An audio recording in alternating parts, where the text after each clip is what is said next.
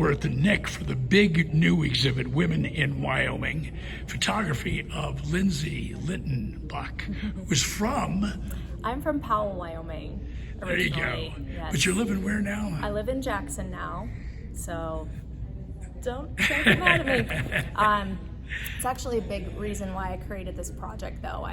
My family goes very far back to the Bighorn Basin area, 5 generations. My great-great-grandfather started the Meeteetse Mercantile and the first bank of Meeteetse, so lots of deep roots in Wyoming in that part of the state. I never imagined I would come back to Wyoming. Like a lot of Wyoming kids, I left and didn't think I'd come home.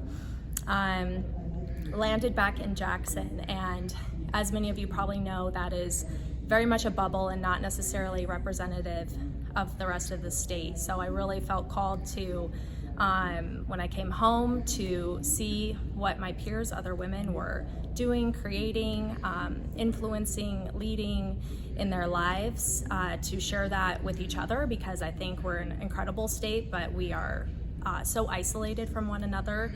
So to create connection and to feel more connected to Wyoming myself as well. So as we walk over towards some of these portraits, and this is a very different kind of photography than just flash for the media and go on the front page of the paper. Right. What is the trick, do you believe, in getting the essence of somebody? That's a great question. I am a commercial portrait photographer as my business, and in Jackson, my studio, it is, I would say, very planned, very polished. I collaborate with makeup artists. You come in, I've already kind of pre-interviewed you to learn about your work. With this project, I really wanted to have it be a little more documentary focused, and with that, you have to throw a bit of control out the window. But I do think in that space is where the magic unfolds. So like, you get these amazing, little more raw and rugged shots, which I think actually complements Wyoming so well. I also shot all medium format film for this project. So if you're a photography buff, my commercial work is very produced digital, more high tech. I wanted to turn that on its head for this project. It was really fun for me to get to shoot film. I also think the physicality of film really complements just the rugged beauty of Wyoming. And then those medium format negatives I was able to rescan and enlarge at these big scales, and that was intentional. I wanted this project to fill up space for these women to take up space, and for these for many of these portraits to be larger than life, like when you see Nelgie's work. She was, and a lot of the women in this project, they are larger. They are larger than life. They are, yes. Something else that's really special about this show in particular, this is the 5th exhibit. I launched the exhibit. The first show was in 2019 in Cody, Wyoming, at the Center of the West. It went to the University of Wyoming Art Museum after that, then to a gallery in Jackson.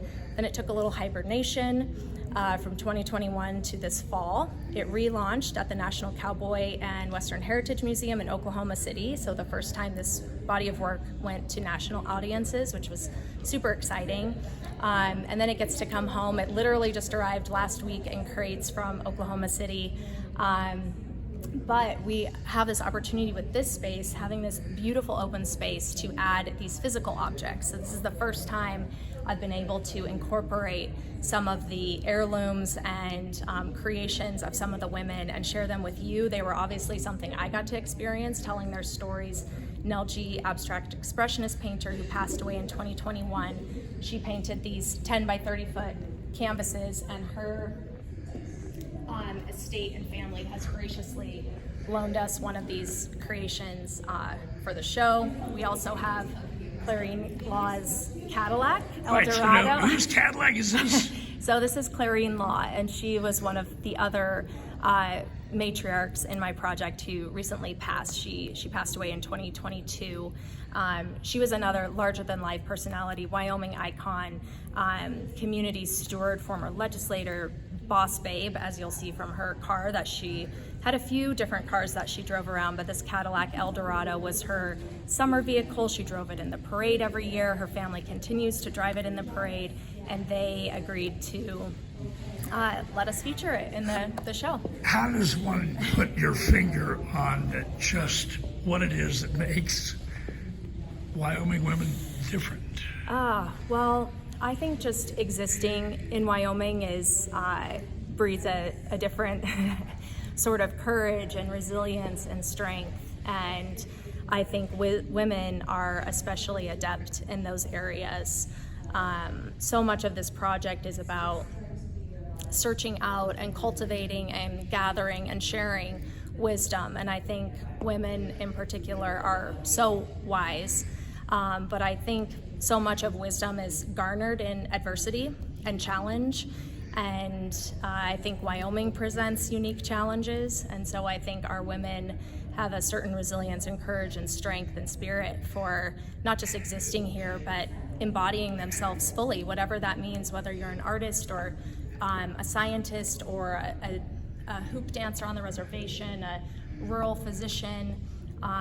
There's just so much depth and capacity to women and Wyoming women, and that is what I wanted to share by creating this project. You know, I captured that you 600 rolls of film, and I'm thinking in this day and age where everything is so digital, Yes. you stuck with the whole idea of film. Mm-hmm. Why? Well, as I mentioned, my commercial work is very digital. It's very produced, and with that comes so much editing, so much time on my computer. This project for me was an adventure. It was my joy. It was play. It was the unknown. It was for me getting to experiment as an artist, and for me that meant going a different process, going with a process that when you shoot film, you don't know what you're getting. You keep your fingers crossed that you got the shot. Especially for this project, I traveled to meet with all these women, so I traveled thousands of miles. So I really had to be on it, where I would, travel 6 or 7 hours one way, shoot however many rolls of film, and just pray that I got the shot. Because and you have to think about it a lot on the open road. You have to think about it, but I think there's also something about film that draws you into the present moment, because you don't get to check the back to make sure you have it. You have to be so engaged and aware, and there's just some magic with that process. Well, apparently you did some interviews along the way. I did. And if you take your phone up to each part of the exhibit, you can get some of the interviews that you did. Yes, yeah, it's a pretty multifaceted body of work. I wanted to make sure there were multiple ways for people to access these stories. So there's a whole digital platform on the website with multiple photos and quotes, and there's a podcast, so as you're driving you can turn on the podcast and hear these women's lives and journeys and how they got to where they are today in their own words. That for me was another huge leap into the unknown. Creating the podcast, hands down my favorite part of this project, just hearing their voices, getting to share that time together. So I love the interviews. Go listen to them, Women in Wyoming podcast. And then the physical exhibit, so you can come in and see the stories in real life. The next project will hopefully be the book. The exhibit launched in 2019. I had 2 children during COVID, so that's been my big creative endeavor recently, but I have a little more energy back, and the final kind of piece of sharing this knowledge and wisdom is in the form of a book. So that's the next chapter, so to speak, for the project. Lindsay, this is an incredible project. People need to run to the Nick.